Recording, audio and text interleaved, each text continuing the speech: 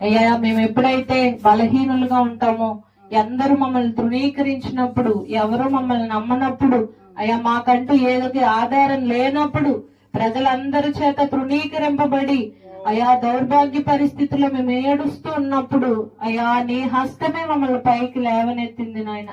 నా రాజా, ఇలా బ్రతుకున్నామంటే, ఇలా గృహాల్లో ఉంటున్నామంటే, ఇలా బట్టలు వేసుకుంటున్నామంటే, ఇలా జీవించున్నామంటే కేవలం నీ కృపే యేసయ్యా, వేరొకటి ఏమీ లేదు. నా దేవా, ఈ గ్రామంలో ఎంతమంది మనుషుల చేత తృణీకరింపబడి ఉన్నారో, ఎంతమంది నాయన తండ్రి బాధపడుతున్నారో, విలువ లేదని, నాకు ఎవరు లేరని, ఏ ఆస్తులు లేవని, పరిస్థితులు బాలేవని, రోగాలతో ఎంతమంది ఏడుస్తూ ఉన్నారో నాకు తెలియదు రాజా.